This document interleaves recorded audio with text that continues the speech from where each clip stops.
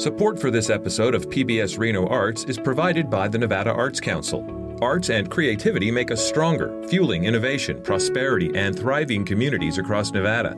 They boost our economy, promote well-being, and enhance education, empowering Nevadans of all ages. The Nevada Arts Council nurtures these essential creative forces. Together, let's elevate the arts in every corner of our great state. More at nvartscouncil.org.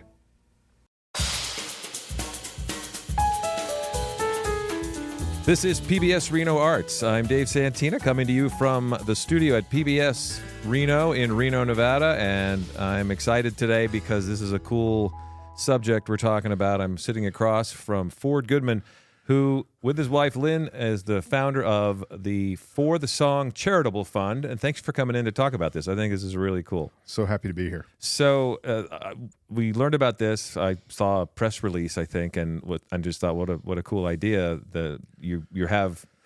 The simple thing is you're putting on concerts, one of which is coming up May 9th and 10th, which we'll get into. But first, I just think that the notion of this and the story behind it is really interesting, and people ought to hear about it. So tell me about For The Song. My wife and I, over the last 20 years, have become aware of the economics of the music business. I was the chief revenue officer for a major company. I got to meet a lot of people in the music space, even though I'm a tech guy by background. And we've also been fans, right? We've been following lots of different types of bands, and we've recognized that artists, spectacular artists that are just shy of the top 1%, really have trouble making money, and it's just getting worse. I mean, we've all heard the stories about John Fogerty or Steve Forbert losing control of their own music catalog, and now it's way worse with streaming and how that forces people to tour and no intellectual property anymore. So, right, and the people who get attention in mainstream news are not these people. They're like your Taylor Swifts who have, giant successful tours, and you think, oh, everybody's making money in music, but it's really not everybody. Right. It's almost not anybody. And so one of the things we discovered when we moved to Reno, Nevada, is that there's this whole swath of incredible artists we don't get to see anymore because at 350 or 400,000 people in the extended metropolitan area, it's not a big enough market so that venues can make money by bringing these artists. The people who play at the Great American Music Hall or at Antone's in Austin or Terminal 5 in New York, there's not a venue here where they can stop and make some money. So it's particularly egregious in the West because the distances are so big between venues. And I'm sorry to interrupt. Does the distance mean that you don't have as many places to stop and play, so not as many opportunities to create revenue? Plus, the distance means expenses of traveling are adding up your costs, right? Exactly. Okay. The artists really struggle to cover the costs of touring in the West. And so we recognize that there have to be patronage models, and there used to be patronage models, and we think we've discovered one. So we've developed a private show at a local country club called the Club at Arrow Creek. It's a free show for members of the extended community and their guests, but they're encouraged to donate. And when they do that, we're ending up with $2,000, $3,000, $5,000, $7,000 for a band that might have gotten $1,500 somewhere here in Reno, which allows us to subsidize a show in the community. And so we've had 13 artists come here. We've done 29 shows, 16 of them in the public, on the basis of this patronage model, and artists have left with almost $100,000 across those 13 acts. So they're very happy with that, and now I'm starting to get phone calls from major agents saying, "Hey, my artist is traveling west and would like to do a For The Song show." It's just been great. Oh, how exciting to have it grow that quickly. So if I'm understanding this correctly, the fund generates money to pay a band to come in and do one show at Arrow Creek for a sort of select private sponsor or what do you call them, patron crew audience, but then another show for the general public. That's correct. Okay. That's correct. Okay. So and one helps fund the other. Got it.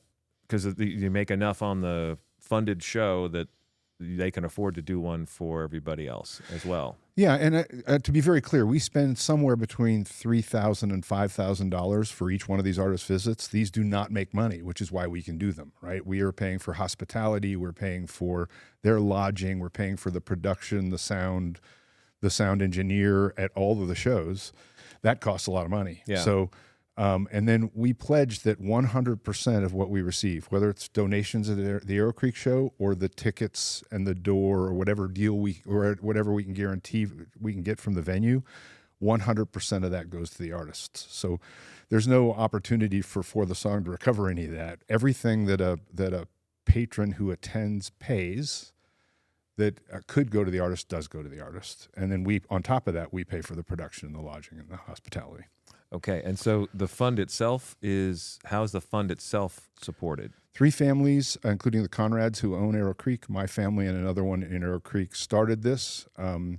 We've since, and that was about $50,000 of donations. We've raised another almost $100,000 from other patrons now, including one large family foundation. And so now we're funded for the next year and a half or so. Our goal is to get another private community to do exactly the same thing. So we can, instead of bringing 10 artists a year, we can bring 20 artists a year to Northern Nevada. Once we prove we can do that, we'll try to export this to Albuquerque and Spokane and other Mountain West communities. The great news here is if this costs us money to do, it doesn't make us any money. Right. So I'm happy to give it away. You're right? a not-for-profit, right? We're a nonprofit. We're a registered 501c3. And so anybody who wants to do this in Santa Fe or Albuquerque and Spokane, give me a call. I'll help you do it. Nice. So the venue, the one of the venues is always Arrow Creek. Is that Always correct? Arrow Creek, yes. What's that like as a music venue? Well, it's great.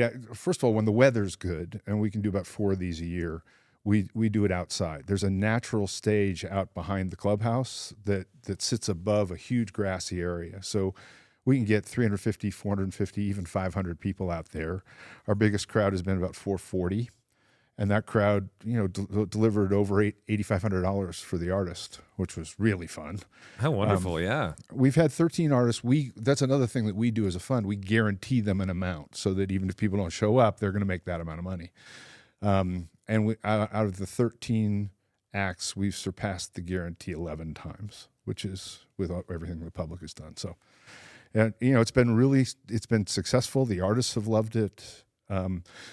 Sorry, I didn't answer your complete question. Okay. In the winter, with bad weather, we do it indoors. There's a big vista room. We can hold 250, 300 people in there. Got it. And about 85% of the people come donate, and it's been really successful. So you mentioned the artists love it. What do they say about this model? Because this is, it's funny you mentioned it's a throwback, but it feels new because it's been so long since people did this. Actually, one of my favorite songwriters, a guy in San Francisco, his name's John Elliott. He's originally from Minnesota, and he is a very personal songwriter. He's an incredible writer. And he said, Ford, it's great that you're doing this because we are returning to a time when we need patronage models. He said, if you think about it, before vinyl, and I did a little more research, it was really before sheet music in the early 1900s. Okay. Because if you were a songwriter and you could sell your sheet music, then you had some intellectual property. He said before that, forever, the music business was a patronage model. Rich people would pay artists to play. And maybe there'd be a club, right, where someone would play, but they didn't have any intellectual property. It was just their live performances that made money. And he said with streaming and how it impacts most artists, we're coming back to a time where patronage is required again. And that's one of my big messages at all these shows today on this podcast. Patronage is now required, or we're going to lose a lot of incredible artists. So you started this, and now you've already started the clarion call. Anybody in these other communities, anybody who can hear this, get on board. How do you start something like this from scratch? Well, we had an advantage because for 20 years we had decided we are not going to Stagecoach or Napa Bottle Rock with 90,000 other people. We want to find smaller festivals where we can see new artists. And we've been to Key West and to Steamboat Springs and to Taos, New Mexico to do this type of thing. And we ran to and met 20 years worth of artists. And so, we had a bit of we did some house concerts too when we lived in Sonoma for 150 people in our backyard, which showed us what these economics were. It started with a guy named Sean McConnell, who has written for Little Big Town and for Brad Paisley and for all sorts of people you've heard of. Has his own really nice career. is terrific. And I hired him to come to play for my wife's 50th birthday. And I could not believe how little it costs to get him to come from Nashville, Tennessee to Sonoma, California.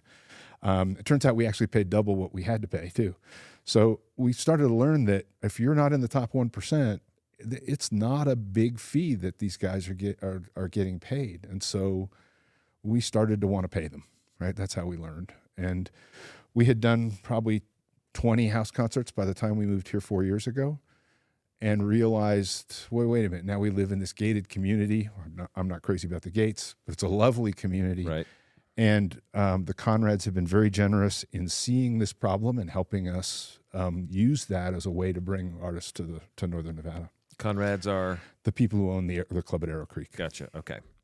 And so then you started it, and then who was the first to come? The first was a guy I think is one of the top 5 songwriters in America. His name's John Fulbright. John wrote 2 albums in his early 20s. Rolling Stone was saying, "Man, you got to go to Los Angeles. You got to go to Austin. You got to go to New York." And he said, "No, I'm staying in Oklahoma." But he did move to Tulsa. Now he tours globally. He is an amazing writer and a better musician. And I was talking, Willie Braun is one of our up and coming shows, and he's quite well known in his own right. And when he asked me, who did you bring first? I said, John Fulbright. He said, "Oh, you started at the top, didn't you?" He's very well known among tremendous songwriters. And I think that's a fun element to this, is that, number one, as you point out, the top 1% are the only ones making a lot of money, and they're the ones that are probably closer to being the household names. But the people who have the massive respect of their peers are a lot of the people that you're bringing in, these singer-songwriters who have, I guess you'd say, street cred. Yeah, within the music business, right? That's very fair. And it's also, we have it. It's the algorithm, if you will, right? We've been hearing about social media forever and how it keeps all this online stuff keeps refining things for its listeners, tied to the most popular. John Fulbright is in the class or genre of, say, Chris Stapleton or Jason Isbell, who are both now pretty much household names.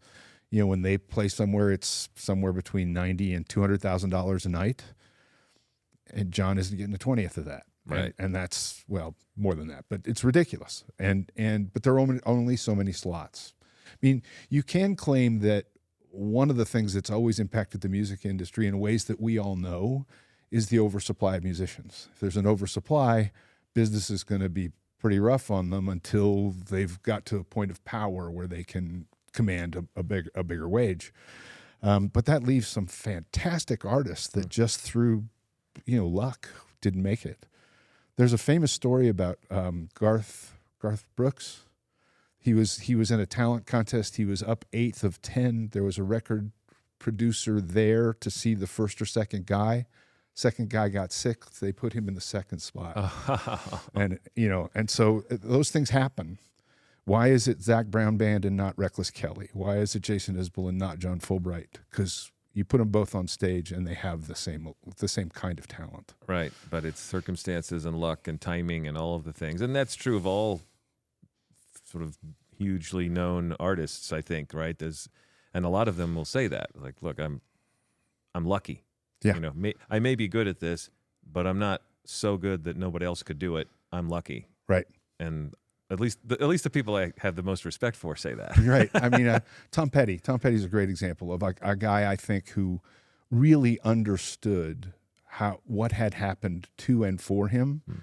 Extraordinarily talented, right? I mean, how does anybody not love Tom Petty and what he wrote and what he did? But he was one of the guys who really understood and made it very clear that he felt really fortunate to have had the career he had. Yeah, I think I appreciate when people can, in the middle of this, career that is blown up, to be able to have the perspective that, just because I blew up doesn't mean I'm the only one worthy. The things went my way. Yeah. Yeah. And I think that's a huge part of making people appealing. Like you want to support those people. Yep. And so now we're talking about supporting artists who have not blown up, but have every bit of the talent of those who have. And the big news is they're not stopping in Mountain West communities. They're not stopping in our community, Northern Nevada. And when they do, they're not getting a fair wage for their stop. And by the way, that's not our fault, and it's certainly not the fault of our venues, right? Our venues are businesses, and the businesses have to make money. I have one story about this. There's a great songwriter from Mississippi. His name's Jason Eady. My wife and I saw him at Knuckleheads, which is a very well-known music bar in Kansas City. Okay. 300 people, $40 tickets. That's about $12,000 that he got about 70% of. He played here not 3 months later. We went to that show. He didn't make $100. Wow. And he's never coming back to Reno. You bet. If it's not for the song. Oof.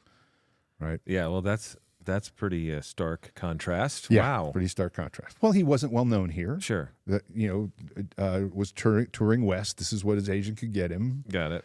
That's just the way it is. It's just almost a random place and time. He had a slot open on the calendar. They had a place available, and then just people didn't know or didn't understand what talent was performing, and so they didn't show up. It's part of our responsibility too. Is For The Song. One of the things we're trying to do is build a brand so that people know. Well, if it's For The Song show, it probably is going to be there's some great writing and there's some great musicianship, but I won't know who that is. But I now trust them. I will go. Right. That's our job. Yeah, I think that's a service that you provide in a way. You are an introduction to a lot of people now to great artists, and now they see that, they recognize that. So I think that the brand For The Song becomes its own sort of key to unlock the door to some people. Now, do you want this brand For The Song to be spread in other communities? You talked about other people doing it. Do you want them to do it with that under that banner? I think it'd be sort of silly not to, because we are starting to get some publicity, and it's a pretty easy story, right? I mean, we're going to bring you great artists that you can't normally see, and oh, by the way, we're going to pay them, and everything you give goes to them, right? And it costs us money to do this. It's a pretty easy story. But hey, if the difference between doing this at a private club in Albuquerque and for all of Albuquerque's metropolitan areas, they want to call it Steve, well, that's okay with me. Well, I like For The Song better than just Steve, but we'll see how it develops. So, speaking of, you do have shows coming up. We're looking at May 9th and 10th is your next pair of shows, correct? Yes. So who's coming? On May 9th and 10th, Willie Braun, who is the frontman and main songwriter for Reckless Kelly, is joining Roger Klein, who was the same for The Refreshments and Roger Klein and the Peacemakers. Both very well-known bands, both travel globally, and they're touring together. On the 9th it will be the Arrow Creek show. Basically, club members, Arrow Creek residents, and all their guests. So you can easily become a guest by that, just by reaching out to me at ford@forthesong.org. But Saturday is the public show at the National Social Club in Carson City. John Procaccini has also, and his wife Kitty, have been doing this type of work throughout this community for several years now. It deserve every bit as much credit, maybe more than we do, because they've been doing the same sort of thing. They do it as a for-profit business, but they've been very helpful to us, and it's a great venue. So May 10th at the National Social Club for Willie Braun and Roger Klein and the Peacemakers. Yeah, and we're recording this a little bit early, but it's going to be available dropping on May the 5th, Monday. So if you're listening on the day of, or if it's the week of, May 9th is Friday, May 10th is Saturday. Make your plans accordingly and support this. And then you've got plenty more coming down the road. We have a really interesting summer. We have basically extended the patronage model. We're doing the same sort of thing, but we're teaming with the Piper's Opera House in Virginia City, the Virginia City Tourism Commission, the Red Dog Saloon in Virginia City, and developing what we're calling Virginia City Live. It's 4 shows with incredible touring musicians, 7:30 shows on dates early and late in July. And thank you. June 7th at the Piper's Opera House, June 28th at the Piper's Opera House, August 2nd and August 23rd. I happen to have a copy of that press release handy because Thank you. You sent it to me in advance, so here it was. It came in handy. It's crazy that I couldn't remember it off the top of my head. You've got a lot going on. The first two shows are up-and-coming bands. Nether Hour is this incredible band that we discovered in Austin, Texas through our nephew, and we've been to see them 3 or 4 times. It's like the Allman Brothers meets the Subdudes, if you know who the Subdudes are. Classic Southern rock infused with sort of Louisiana funk. These guys are in their late 20s. They are blowing up. They've just started to tour. They're crazy, but they're a lot of fun. In fact, go to YouTube, type in Nether Hour, the hit, listen to the first 55 seconds, and I expect the show will be sold out. And then June 28th is Taylor Honeycutt. She's also up-and-coming country singer, but really good lyrics, very soulful and bluesy. She's amazing. She's playing up in Portland at a festival the night before. We'll be down here on the 28th. August 2nd and August 23rd are more established artists, Walt Wilkins and the Ramble. Walt is a Texas songwriter who's renowned by Willie Nelson and Merle and all those people. They know Walt. He's an amazing voice, an amazing writer. And then something a little different on August 23rd, Raul Madon is a Latin pop jazz artist. He's a one-man band. He's a good friend of Stevie Wonder's. He is also blind.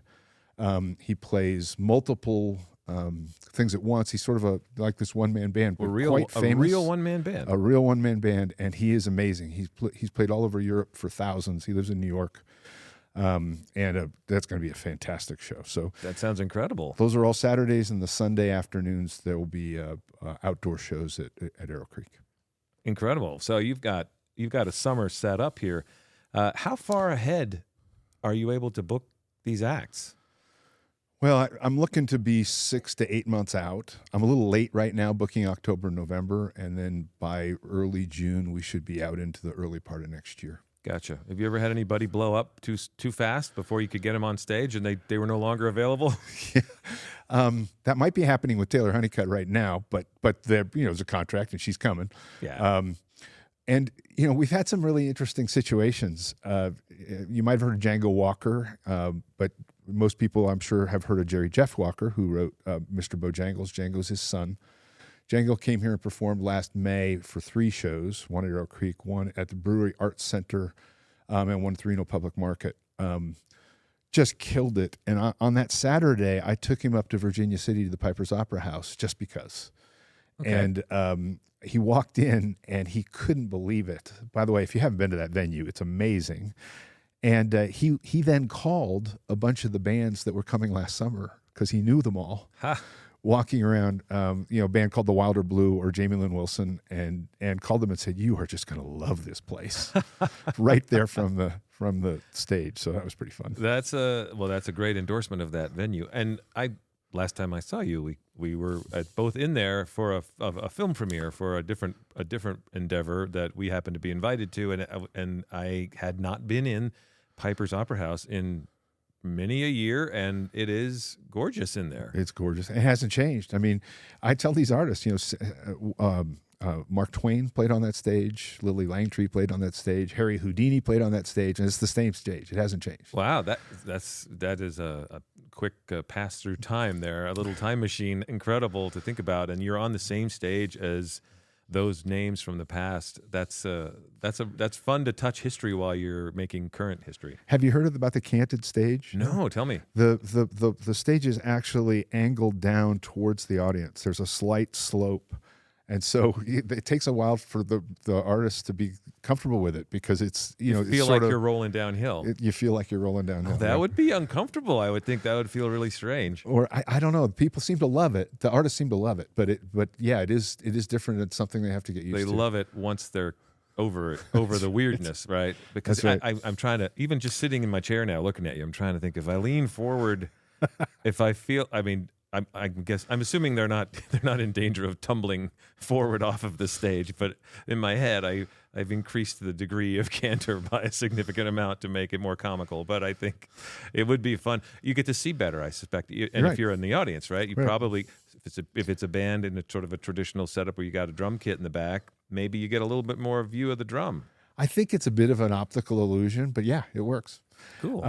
I wanted to mention something more about Virginia City Live, too, because it's not just For the Song that has been spending money to make this happen. The Virginia City Tourism Commission has put money aside so that we do this. They're helping us develop a bus from the valley floor, because one of the issues about someone from Truckee Meadows going up to Virginia City is they don't want to do that drive home. So we have a bus that's available, although limited seats, so people should buy them in advance, leaving from the Shade and Summit Mall in the Hyatt Place there.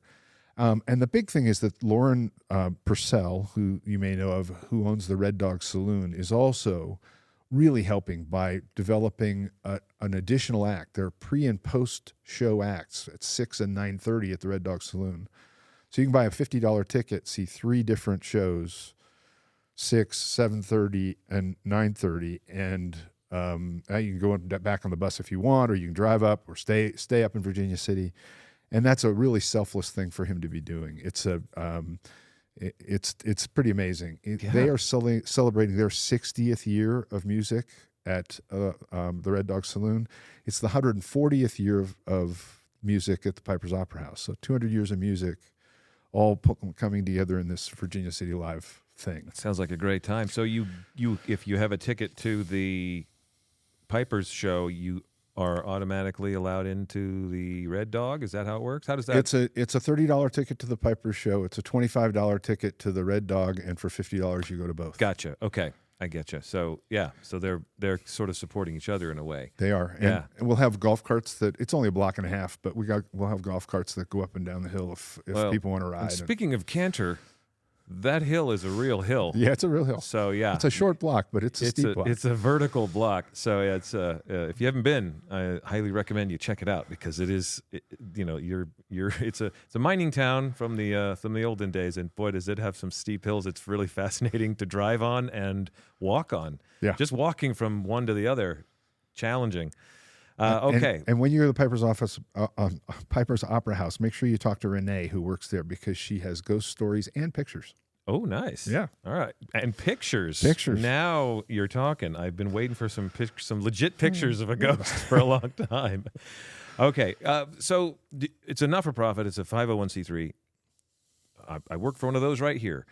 We use a lot of volunteer help. Is there anything that people can do to support For the Song as volunteers, or get involved? How do people help? Absolutely. You can reach me at Ford or info@forthesong.org. We are looking for volunteers to help with things like those golf cart rides, some hospitality down at the bus stop, those types of things. Okay. If you want to donate, you make it clear that you're donating to For the Song as a patron, not as a attendee to a show. That's possible on the website. But what really is important, what I'd ask your listeners is to think about what music they love. Forget about For the Song, right? Think about music you love that's just under the top 1%, and find a way to support them. Go to their website and buy some merchandise. Go to a show. There's a great band playing next Tuesday in Grass Valley called Larkin Poe. They're amazing. If you love Larkin Poe, go see them and buy some merch. We have to find a way to support the non 1% that are every bit as talented. One of the things I love to say is, and many of us have, if you've seen a great nationally touring artist in a small venue, it knocks your socks off, right? And they're the ones that are really having a hard time. Can we talk about those economics a little bit? Sure. One of the simplest ways in is to say a professional athlete, baseball, hockey, basketball, doesn't matter. Professional athletes make about 58% of revenue, and it's entertainment, right? Of total revenue for their sport. That's right. Artists, musicians make 12. 12% of total revenue goes to the artists. That's nuts, and they got to pay for transportation out of that. That's a again stark contrast between the two. Right. And so, and that seems just wrong. It just seems wrong, right? And the athletes over the years have fought for that percentage. They used to make a lot less. They pushed and increasingly, bit by bit, were able to get a bigger piece of the pie. And there's, in those cases, there's so much pie, right, that you can make 58%, and everybody's still getting plenty. There's no shortage. Right. So, and at some point, you would think that the I guess the music industry is making their money the way they make it, and why would they want to share it? But it does seem like it's not very equitable. Well, and I think the big message is it's gotten worse. I mean, we've all heard the stories about artists losing control of their catalog, or maybe even very famous artists selling their catalog at the end of their careers for legacy for their family. But what hasn't been brought into this is the end of intellectual property, right? The fact that now, these are just hard numbers. Yeah. 2024, total streaming revenue, $19.3 billion. 90% of that revenue went to the top 1% of artists. 90%. And so I've done that math. If you listen to the Bureau of Statistics, labor statistics in the U.S., they say there are 170,000 full-time touring musicians. If you look at Chartmetric and talks about the 9 million people that have registered on streaming platforms, that's a much bigger number. But the ones that are actually full-time touring artists, that number is 7 times bigger. Wow. So I used the range. You know, was it 17,000, 170,000, or 7 times more, and then I did the math on the 19.3 billion, $90,000, 90%. That means that all the other artists, the ones that aren't in the top 1%, whether that be sort of full-time touring person 1701 or full-time person touring person number 12,001, whichever, those artists are making somewhere between $500 and $3,500 a year from streaming. And almost nothing. Almost nothing. And the 1%, they're making somewhere between $500,000 and $3.5 million a year from streaming. So when you go just below, and if this is easy to figure out, right? If you go see the Eagles at the Sphere, you're paying $500. If you go to the Cypress to see Jason Eady, you're paying $25. It's a big difference, sure, right? And they're not getting any money for their IP. Wow. Another great example of this is for a band's entire ecosystem to make $100,000, they have to give away 165 man years of listening to their intellectual property. That's mind-boggling. It's mind-boggling. It's 25 times worse than selling an album. So their IP's gone. Yeah. You start to bring in things like AI. I have a musician who recently visited named Mickey Braun, is a Dodger fan. I'm a Giants fan. So when he was coming, I used ChatGPT and an AI service to build a song about how much I hated the Dodgers for Mickey. Took me less than 10 minutes. It wasn't a bad song. I mean, the point is that what these incredible artists will have left is live performance. That's it. And I want to remind you, if you see an incredible artist in a small venue, live performance knocks your socks off. So there's something very real there. Yeah.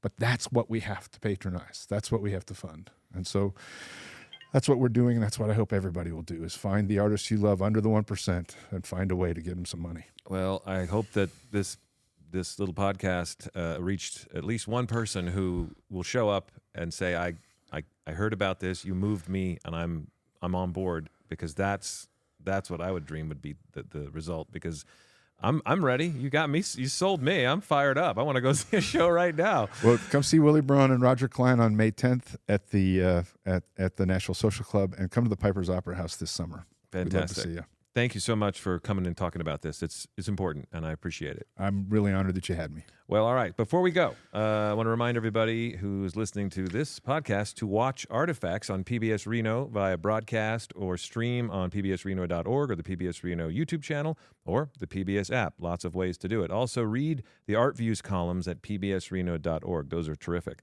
Also, do you have a comment or a question or maybe something else to suggest? Send that to me at podcasts@pbsreno.org. I want to say thank you again to Ford Goodman, and thank you for listening to PBS Reno Arts.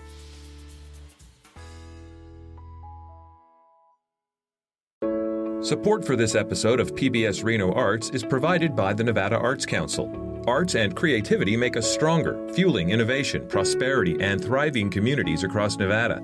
They boost our economy, promote well-being, and enhance education, empowering Nevadans of all ages. The Nevada Arts Council nurtures these essential creative forces. Together, let's elevate the arts in every corner of our great state. More at nvartscouncil.org.